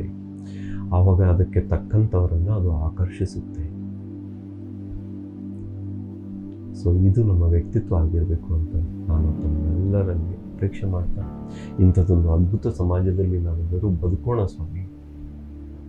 ನಮ್ಮ ನೆಕ್ಸ್ಟ್ ಪೀಳಿಗೆಗೆ ಒಂದು ಅದ್ಭುತ ಸಮಾಜವನ್ನು ನಿರ್ಮಾಣ ಮಾಡಿಕೊಟ್ಟು ಆನಂದದಿಂದ ಬದುಕಲಿ ಅವರು. ಈ ಜಗತ್ತನ್ನು ನಾವು ನಿರ್ಮಿಸಬೇಕಾಗಿದೆ. ಪ್ಲೀಸ್, ವಾಕ್ ಕ್ಷೇತ್ರ ಕಲಿಬೇಕು ಅಂದರೆ ಶ್ರೀರಾಮನಿಂದ ಕಲಿಯಿರಿ. ಎಷ್ಟೇ ಏನೇ ಆದರೂ ಕೂಡ ಎಷ್ಟು ಸಂಯಮದಿಂದ ಶ್ರೀರಾಮ ವಾಕ್ಕ್ಷೇತ್ರ ಉಪಯೋಗ ಮಾಡಿಕೊಂಡಿದ್ದಾರೆ. ಓಶೋ ಅವರಿಗೆ ವಿಷ ಹಾಕಿದ್ರು ಕೂಡ, ಆ ಆಫೀಸರ್ ಎದುರಿಗೆ ಬಂದರೂ ಕೂಡ ಮುಗುಳ್ನಗ್ತಾ ಮಾತಾಡ್ತಾ ಇದ್ರು ಅವ್ರ ಜೊತೆ. ಒತ್ತಾಯದಿಂದ ಜೈಲಲ್ಲಿ ಹಾಕಿದ್ರು ಕೂಡ ಮುಗುಳ್ನಗ್ತಾ ಮಾತಾಡ್ತಿದ್ರು ಅವ್ರ ಜೊತೆಗೆ. ಒಂದಿಷ್ಟು ಬುದ್ಧತ್ವದ ಒಂದು ಕ್ಷಣವನ್ನು ಕಳ್ಕೊಂಡಿಲ್ಲ ಅವರು. ಜೈಲಲ್ಲಿ ಇಟ್ಟರು ಕಳ್ಕೊಳ್ಳಿಲ್ಲ, ಮುಗುಳ್ನಗ್ತಾ ಮಾತಾಡ್ತಾ ಇದ್ರು. ಆ ಅವೇರ್ನೆಸ್ ಅಲ್ಲೇ ಇದ್ರು. ಮನುಷ್ಯನಿಗೆ ಆ ಒಳಗಿನ ಭಾವನೆಗಳ ನಿಜವಾದ ಅರ್ಥ ಆಗೋದು ಅವನಿಗೆ ಕಷ್ಟ ಬಂದಾಗ ಅವನು ಯಾವ ರೀತಿ ವ್ಯಕ್ತಗೊಳ್ತಾನೆ ಅಂತ. ಸೊ ಫ್ರೆಂಡ್ಸ್, ಎಲ್ಲ ರೀತಿಯಿಂದ ಪರಿಶುದ್ಧರಾಗಿ ಇದೊಂದೇ ವಿನಂತಿ. ಯಾಕೆಂದರೆ ನಾವು ನಮ್ಮ ಸುತ್ತಮುತ್ತ ಪರಿಶುದ್ಧ ವಾತಾವರಣವನ್ನು ನಾವು ನಿರ್ಮಿಸಬೇಕು. ನೋಡಿ, ಈ ಸ್ಟುಡಿಯೋ ಇಷ್ಟು ನೀಟ್ ಆಗಿದೆ ಅಂದಾಗ ಇದಕ್ಕೆ ಸ್ಟುಡಿಯೋ ಅಂತೀವಿ. ಎಲ್ಲ ಕಡೆ ಮಾಡೋದಿಲ್ಲ ನಾವು ರೆಕಾರ್ಡಿಂಗ್. ನಾವು ಏನು 24 hours ನಮ್ಮಿಂದ ಏನು ನಾವು ಹೊರಗಡೆ ಬಿಡ್ತೀವೋ ಆಲೋಚನೆಗಳ ಮೂಲಕ, ಮಾತುಗಳ ಮೂಲಕ, ಕೃತಿಗಳ ಮೂಲಕ, ಅದು ಆಕಾಶಿಕ್ ರೆಕಾರ್ಡಲ್ಲಿ ಪ್ರತಿಯೊಂದು ಒಂದು ಕ್ಷಣವೂ ಬಿಡದಂತೆ ರೆಕಾರ್ಡ್ ಆಗಿರ್ತೈತಿ. ಇವತ್ತಿನಿಂದ ನೀವು ಯಾವ ರೀತಿ ರೆಕಾರ್ಡಿಂಗ್ಸ್ ಬಿಡ್ತಿರೋ ನಿಮ್ಮನ್ನು ನೀವು ಚೆಕ್ ಮಾಡ್ಕೊಡ್ರಿ. ಅಲ್ಲಿ ಹೋಗಿ ನೀವು ನೋಡಿದಾಗ ಎಷ್ಟು ಅದ್ಭುತವಾಗಿ ನಾನು ಜೀವಿಸಿದ್ದೀನಿ ಅಂತ ನಮ್ಮನ್ನು ನಾವೇ ಹೆಮ್ಮೆ ಪಟ್ಕೊಳ್ಬೇಕು ಅಥವಾ ನಮ್ಮನ್ನು ನಾವೇ ಪಶ್ಚಾತ್ತಾಪ ಪಟ್ಕೊಳ್ಬೇಕು ಅನ್ನೋದು ನಿಮಗೆ ಬಿಟ್ಟು. ಇದು ಆಹಾರ ವಿಧಾನ ಫ್ರೆಂಡ್ಸ್. ನಾನು ನಿಮ್ಮ ಜೊತೆಗೆ ಮಾತಾಡಿದ್ದೀನಿ. ಆಹಾರ ಪ್ರಜ್ಞೆಯ ಕುರಿತು ನಮ್ಮ ಮಾತುಗಳು ಯಾವ ರೀತಿ ನಿಮಗೆ ಪರಿಣಾಮ ಬೀರುತ್ತವೆ ಅಂತ ಹೇಳಬೇಕಾದ್ರೆ ಒಂದೆರಡು ಎಕ್ಸಾಂಪಲ್ ಕೊಡ್ಬೋದು ನಿಮಗೆ. ಒಂದು, ನೀವೆಲ್ಲರೂ ಓದಿರ್ಬೋದು, ಥಾಮಸ್ ಅಲ್ವಾ ಎಡಿಸನ್ ಸ್ಕೂಲಲ್ಲಿದ್ದಾಗ ಅವನು ಸ್ಕೂಲ್ ಟೀಚರ್ ದೃಷ್ಟಿಯಿಂದ ಆತ ತುಂಬ ಹಿಂದುಳಿದ ವಿದ್ಯಾರ್ಥಿ, ಏನು ಓದು ಬರಹ ಅವನ ತಲೆಗೆ ಹತ್ತೋದಿಲ್ಲ ಅನ್ನೋ ಅಂತ ಒಂದು ಮೆಂಟಲಿ ಚಾಲೆಂಜ್ಡ್ ಅನ್ನೋ ರೀತಿ ಟ್ರೀಟ್ ಮಾಡಿದವರು ಅವರು. ಸೊ ಅದನ್ನು ಆ ಹುಡುಗನಿಗೆ ಹೀಗಳೆದು ಪತ್ರ ಬರೆದಿರ್ತಾರೆ, ಇದನ್ನು ನೀನು ನಮ್ಮನಿಗೆ ಮದರ್ಗೆ ಓದು ಕೊಡು ಇದನ್ನು ಅಂತ ಒಂದು ಲೆಟ್ರ್ ಬರೆದು ಕವರ್ ಹಾಕಿ ಕೊಟ್ಟಿರ್ತಾರೆ. ಸೊ ಅದರಲ್ಲಿ ನಿಮ್ಮ ಮಗ ಉಪಯೋಗ ಇಲ್ಲ, ನಮ್ಮ ಶಾಲೆ ಇಂಥದ್ದಲ್ಲ, ನಿಮ್ಮ ಮಕ್ಕಳಿಗೆ ಕಲಿಸೋದಕ್ಕೆ ಆಗೋದಿಲ್ಲ ಅಂತ ನೆಗೆಟಿವ್ ವರ್ಡ್ಸ್ ಅವೆಲ್ಲ. ಸೊ ಮಗು ಆಲ್ವಾ ಎಡಿಸನ್ ಮಗು ಆ ತಾಯಿನ ಕೇಳ್ತಾನೆ, ಅಮ್ಮ ಏನು ಬರೆದಿದ್ರು ಟೀಚರ್ ಅಂತ. ತಾಯಿ ಹೇಳ್ತಾಳೆ, ಥಾಮಸ್ ಅಲ್ವಾ ಎಡಿಸನ್ ತಾಯಿ ಹೇಳ್ತಾಳೆ, ಏನಿಲ್ಲಪ್ಪ, ನೀನು ಬಹಳ ಪ್ರತಿಭಾವಂತ, ನಿನಗೆ ಕಲಿಸೋಷ್ಟು ಶಕ್ತಿಯ ಶಿಕ್ಷಕರಲ್ಲಿ ಇಲ್ಲಂತೆ, ನಿನಗೆ ಮನೆಯಲ್ಲೇ ಇಟ್ಕೊಂಡೇ ಸ್ಕೂಲ್ ಕಲಿಸ್ಬೇಕಂತೆ, ಮಿಕ್ಕ ಸಾಮಾನ್ಯ ಬುದ್ಧಿ ಉಳ್ಳವರಿಗೆ ಮಾತ್ರ ಸ್ಕೂಲ್ ಅಂತೆ, ನಿನ್ನಂಥ ಸ್ಪೆಷಲ್ ಜಾಣರಿಗೆ, ಬುದ್ಧಿ ಉಳ್ಳವರಿಗೆ ಆ ಸ್ಕೂಲಿನ ಕಲಿಸೋದಕ್ಕೆ ಯೋಗ್ಯತೆ ಇಲ್ಲಂತೆ ಟೀಚರ್ಸ್ಗೆ ಅಂತ ಈ ರೀತಿ ತಾಯಿ ಸುಳ್ಳು ಹೇಳಿದ್ದು. ಬಟ್ ಆ ತಾಯಿ ಹೇಳಿದ ಸುಳ್ಳು ಆ ಮಗುವಿನ ಮನಸ್ಸಿನ ಮೇಲೆ ಅದೇ ಕುಂತು, I am A special wisdom ಇರುವಂಥ ಒಬ್ಬ ನಾನು ಪ್ರತಿಭಾವಂತ ಹುಡುಗ ಅನ್ನೋದು ಆತನ ತಲೆ ಒಳಗೆ ಕುಂತು. ನಿಮ್ಗೆ ಗೊತ್ತಿರಲಿ ಫ್ರೆಂಡ್ಸ್, ಭೂಮಿಯ ಮೇಲೆ ಥಾಮಸ್ ಅಲ್ವಾ ಎಡಿಸನ್ ಮಾಡಿರೋಷ್ಟು ಸಂಶೋಧನೆಗಳನ್ನು ಯಾವ ವಿಜ್ಞಾನಿಗಳೂ ಮಾಡಿಲ್ಲ. ಅಷ್ಟು ಇವತ್ತು ನಾವು ಈ ಬಲ್ಬಲ್ಲಿ ಕುಂತಿದ್ದೀವಿ. ಸೊ ಇದನ್ನು ಹಿಡ್ಕೊಂಡು ಅಪಾರ ಸಂಶೋಧನೆಗಳನ್ನು, ಈ ಬಲ್ಬಿನ ಬಳಕಲ್ಲಿದ್ದೀವಿ, ಅಪಾರ ಸಂಶೋಧನೆಗಳನ್ನು ಅವ್ರು ಮಾಡಿ. ಇದು ಎಲ್ಲಿಂದ ಸಾಧ್ಯ ಅಂದರೆ ನೋಡಿ, ಆ ತಾಯಿ ಸತ್ಯ ಹೇಳಿಬಿಟ್ಟಿದ್ರೆ ಆ ಮಾತು ಮಗುವಿನ ಭವಿಷ್ಯವನ್ನೇ ಕೊಲ್ತಿತ್ತು.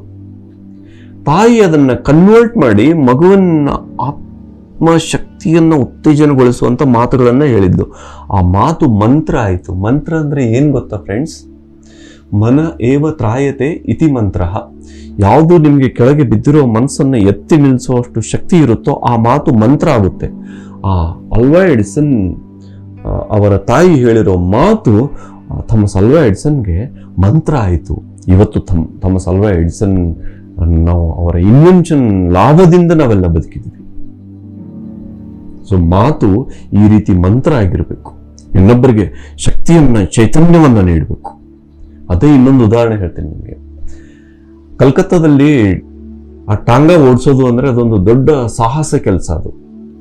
ಮತ್ತು ಮಕ್ಕಳಿಗೆ ಆ ಡ್ರೈವರನ್ನು ನೋಡಿದರೆ ಡ್ರೈವರ್ ಆಗಬೇಕು ಅಂತ ಇಂಥವೆಲ್ಲ ಆಕರ್ಷಣೆ ಇರ್ತವೆ. ಒಂದ್ಸಲ ವಿವೇಕಾನಂದರ ತಂದೆ ಕೇಳಿದ್ರು, ನೀನು ದೊಡ್ಡವನಾದ್ಮೇಲೆ ಏನಾಗ್ತೀಯಾ ಅಂತ. ಆ ಟಾಂಗ ಓಡಿಸೋದು ನೋಡಿದ್ರಲ್ಲ ವಿವೇಕಾನಂದ ಹುಡುಗ ಇದ್ದಾಗ, ನಾನು ಟಾಂಗವಾಲ ಆಗ್ತೀನಿ ಅಂದರು. ಭಯಂಕರ ಶಾಕ್ ಆಯಿತು ವಿವೇಕಾನಂದ ಅವರ ತಂದೆಗೆ. ಏನೂ ಮಾಡಲಿಲ್ಲ. ಹೋಗಿ ಅವರ ಹೆಂಡತಿಗೆ ಹೇಳ್ತಾರೆ, ಅಂದರೆ ವಿವೇಕಾನಂದ ಅವರ ತಾಯಿಗೆ ಹೇಳ್ತಾರೆ, ನೋಡು ನಿನ್ನ ಮಗ ನಾನು ಈ ಪ್ರಶ್ನೆ ಕೇಳಿದ್ನಿ, ಇಂಥ ಉತ್ತರ ಹೇಳ್ದ, ಏನು ಮಾಡಬೇಕು ನಾವು? ದೊಡ್ಡ ಒಂದು ಅದ್ಭುತ ಪರಿವಾರ ಅದು. ಆವಾಗ ತಾಯಿ ಧೃತಿಗೆಡಲಿಲ್ಲ. ಸಮಾಧಾನದಿಂದ ಮಗುವನ್ನು ತಗೊಂಡು ಹೋಗಿ ಜಗುಲಿ ಮೇಲೆ ಆ ಭಗವದ್ಗೀತೆಯ ಕೃಷ್ಣ ರಥದಲ್ಲಿ ಅರ್ಜುನನಿಗೆ ಬೋಧಿಸುವಂಥ ಚಿತ್ರ ಇರುವಂಥ ಫೋಟೋ, ಆ ಚಿತ್ರ ತೋರಿಸಿ, ಹೌದು ನೀನು ರಥ ನಡೆಸೋನೆ, ನೀನು ರಥನೇ ನಡೆಸಬೇಕು. ಈ ಭೂಮಂಡಲದ ಮೇಲೆ ನೀನು ರಥ ನಡೆಸಿದರೆ ಎಂಥ ರಥ ನಡೆಸಬೇಕಂದ್ರೆ ಇಲ್ಲಿ ನೋಡು, ಶ್ರೀಕೃಷ್ಣ ನಡೆಸಿದ ರಥ ಆ ಧರ್ಮ ಸಂಸ್ಥಾಪನೆಗಾಗಿ ಅಂಥ ರಥವನ್ನು ನೀನು ನಡೆಸಬೇಕು ನನ್ನ ಮಗನೇ. ನೀನು ಇಂಥ ಶಕ್ತಿ ಉಳ್ಳವನು ಅಂತ ಶಕ್ತಿ ತುಂಬಿದ್ದು ತಾಯಿ ಅವನಿಗೆ. ಮಿಕ್ಕಿದ್ದು ನಿಮ್ಮ ಕಣ್ಮುಂದೆ ಇತಿಹಾಸ ಇದೆ ಫ್ರೆಂಡ್ಸ್. ಹೇಗೆ ವಿವೇಕಾನಂದ ಅವರ ತಾಯಿಯ ಮಾತು ವಿವೇಕಾನಂದ ಅವರಿಗೆ ಮಂತ್ರ ಆಗಿ ನರೇಂದ್ರ ಇರೋವರನ್ನು ವಿವೇಕವಂತನನ್ನಾಗಿ ಮಾಡಿ, ಜಗತ್ತೆಲ್ಲ ಆನಂದ ಪಡುವಂಥವನನ್ನಾಗಿ ಮಾಡಿ, ಆ ವಿವೇಕಾನಂದನನ್ನಾಗಿ ಮಾಡ್ತಲ್ಲ ಫ್ರೆಂಡ್ಸ್. ನಾವು ನಮ್ಮ ಮಾತು, ಶಕ್ತಿಯುತ ಮಾತು, ಇನ್ನೊಬ್ಬರಿಗೆ ಆಹಾರ, ಅದಕ್ಕೆ ಇನ್ನೊಬ್ಬರ ಆತ್ಮದ ಚೈತನ್ಯ ಶಕ್ತಿಯನ್ನು ಕುಂದಿಸುವಂಥ ಮಾತುಗಳನ್ನು ಯಾವತ್ತೂ ಆಡಬೇಡಿ ಪ್ಲೀಸ್. ಅವರ ಆತ್ಮದ ಚೈತನ್ಯ ಶಕ್ತಿಯನ್ನು ಜಾಗೃತಗೊಳಿಸುವಂಥ ಮಾತು ಮಾತಾಡಿ ಪ್ಲೀಸ್. ಜಾಗೃತಗೊಳಿಸುವಂಥ ಮಾತು ಮಾತಾಡಿ. ಹೇಗಿರಬೇಕು ಮಾತು ಅಂದರೆ, ನೋಡಿ ಕುರುಕ್ಷೇತ್ರದಲ್ಲಿ ಅರ್ಜುನ ಆ ಗಾಂಡೀವ ಧನುಷು ಬಾಣ ಬಿಟ್ಟು, ನನಗೆ ಬೇಕಾಗಿಲ್ಲ ಯುದ್ಧ, ನನ್ನವರನ್ನ ಕೊಂದು ನಾನು ಯಾವ ರಾಜ್ಯ ಮಾಡಲಿ ಅಂತ ಬಿಟ್ಟು ಹೋಗ್ತಿರ್ಬೇಕಾದ್ರೆ ಕೃಷ್ಣ ಹೇಳ್ತಾನೆ, ಕ್ಲೈಬ್ಬಂ ಮಾಸ್ಮಗಮಃ ನೈತತ್ವ ಉಪಪದ್ಯತೆ ಕ್ಷುದ್ರಂ ಹೃದಯ ದೌರ್ಬಲ್ಯಂ ತತ್ವ ಉತ್ತಿಷ್ಟ ಪರಂ ತಪಃ ಅಂತ ಹೇಳ್ತಾನೆ. ನೀನು ಈ ಷಂಡತನವನ್ನು ಹೊಂದಬೇಡ, ಇದು ನಿನಗೆ ಶೋಭಿಸುವುದಿಲ್ಲ. ಹೃದಯ ದೌರ್ಬಲ್ಯವು ಕ್ಷುದ್ರವಾದದ್ದು. ಈ ಕ್ಷುದ್ರ ಹೃದಯ ದೌರ್ಬಲ್ಯವನ್ನು ತ್ಯಜಿಸು, ಉತ್ತಿಷ್ಟ, ಕಮಾನ್ ಗೆಟ್ ಅಪ್, ಪರಂ ತಪಃ, ಪರಂ ತಪಸ್ವಿ, ನಿನಗಿದು ಶೋಭಿಸುವುದಿಲ್ಲ ಅಂತ ನರನಾಡಿಗಳಲ್ಲಿ ಉಕ್ಕಿನ ಶಕ್ತಿಯನ್ನು ತುಂಬುವಂತ ಮಾತು ಹೇಳಿದ್ನಲ್ಲ ಕೃಷ್ಣ. ಮಿಕ್ಕಿದ್ದು ಕುರುಕ್ಷೇತ್ರ 18 ದಿನಗಳ ಯುದ್ಧ ಮತ್ತು ಅದರ ಪರಿಣಾಮ ನಮ್ಮ ಕಣ್ಮುಂದಿದೆ. ಮಾತಾಡಿದರೆ ನಾವು ಇಂಥ ಮಾತನ್ನ ಮಾತಾಡಿ ಲೋಕ ಕಲ್ಯಾಣಕ್ಕೆ ಅವರಲ್ಲಿರುವ ಅದ್ಭುತ ಪರಮಾತ್ಮ ಶಕ್ತಿಯನ್ನು ವಿಕಾಸಗೊಳಿಸುವಂಥ ಮಾತನ್ನ ಮಾತಾಡಿ ಅಂಥ ಅದ್ಭುತ ಅಮೃತ ಆಹಾರವನ್ನು ನಾವು ಆ ಆತ್ಮಗಳಿಗೆ ಹಂಚೋಣ ಫ್ರೆಂಡ್ಸ್. ಅದು ನಮ್ಮ ನಿಜವಾದ ಧ್ಯೇಯವಾಗಿರಬೇಕು. ಅದು ನಮ್ಮ ಜೀವನದ ಸಾಫಲ್ಯದ ಕ್ಷಣ. ಇದನ್ನ ನಾವೆಲ್ಲರೂ ಉಪಯೋಗ ಮಾಡಿಕೊಳ್ಳೋಣ ಫ್ರೆಂಡ್ಸ್. ಈ ರೀತಿಯಾಗಿ ನಾವು ಆಹಾರ ಪ್ರಜ್ಞೆಯನ್ನು ಎಲ್ಲ ವಿಧಗಳಲ್ಲಿ, ಈ ಎಲ್ಲ ಪಂಚೇಂದ್ರಿಯಗಳಲ್ಲಿ, ಮನಸ್ಸು, ಬುದ್ಧಿ, ಭಾವಗಳಲ್ಲಿ ಆಹಾರ ಪ್ರಜ್ಞೆಯನ್ನು ಇಟ್ಕೊಂಡು ನಾವು ನಮ್ಮ ಆತ್ಮೋನ್ನತಿಯನ್ನು ಸಾಧಿಸೋಣ ಅಂತ ನಾನು ನಿಮ್ಮೆಲ್ಲರಿಗೆ ಹಾರೈಕೆ ಶುಭವನ್ನು ಹಾರೈಸ್ತಾ ಇವತ್ತಿನ ಈ ಮಾತುಗಳಿಗೆ ನಾನು ವಿರಾಮ ಮಾಡ್ತೀನಿ ಫ್ರೆಂಡ್ಸ್. ಏನಾದರೂ ನಿಮಗೆ ಈ ಕುರಿತು ಪ್ರಶ್ನೆಗಳಿದ್ದರೆ PMC ಚಾನಲಲ್ಲಿ ನೀವು ಟೈಪ್ ಮಾಡಿ ಪ್ರಶ್ನೆಗಳನ್ನು ಕಳಿಸಿ, ನಾವು ನಿಮಗೆ ಉತ್ತರಗಳನ್ನು ಕಳಿಸ್ತೀವಿ. ನಿಮಗೆ ಇನ್ನೂ ಬೇಕೆಂದರೆ ನಾವು ಇದನ್ನು ಎಪಿಸೋಡ್ಗಳಲ್ಲಿ ಧಾರಾವಾಹಿ ರೂಪದಲ್ಲಿ ಕೂಡ ನಾವು ಕೊಡೋದಕ್ಕೆ ರೆಡಿ ಇದ್ದೀವಿ. ನೀವು लगे रहो मुन्ना भाई अंदंगे, लगे रहो PMC चैनल को, हम आपको विजडम देते रहेंगे और ಪ್ರತಿಕ್ಷಣ ನೀವು ಸತ್ಯದರ್ಶನ ಮಾಡಿ ನಿಮ್ಮ ಜನ್ಮವನ್ನು ಸಾಫಲ್ಯ ಮಾಡ್ಕೊಳ್ಳಿ ಪ್ಲೀಸ್. ಭೂಮಂಡಲದ ಮೇಲೆ PMC ಚಾನಲ್ ಅದ್ಭುತವಾದ ಚಾನಲ್, ನಿಮಗೆ ಸತ್ಯದರ್ಶನವನ್ನು ಮಾಡಿಸುವಂಥ ಚಾನಲ್. ದಯವಿಟ್ಟು ನೀವು ಕೂಡ ಇದನ್ನು ಸಬ್ಸ್ಕ್ರೈಬ್ ಮಾಡ್ಕೊಳ್ಳಿ, ಬಟನ್ ಒತ್ತಿ, ಆಮೇಲೆ ನೀವು ನಿಮ್ಮ ಫ್ರೆಂಡ್ಸ್ಗೂ ಕೂಡ ಇದನ್ನು ಶೇರ್ ಮಾಡಿ please. Wish you all the best. Thank you so much friends. ನಮಸ್ಕಾರ. ಹಲೋ ಗೆಳೆಯರೇ, ಪಿರಮಿಡ್ ಮೆಡಿಟೇಷನ್ ಚಾನೆಲ್ ಕನ್ನಡಕ್ಕಾಗಿ ಲೈಕ್ ಮಾಡಿ, ಸಬ್ಸ್ಕ್ರೈಬ್ ಮಾಡಿ ಹಾಗೂ ಬರಲಿರುವ ಅಪ್ಡೇಟ್ಸ್ಗಳಿಗಾಗಿ ಬೆಲ್ ಬಟನ್ ಒತ್ತಿ.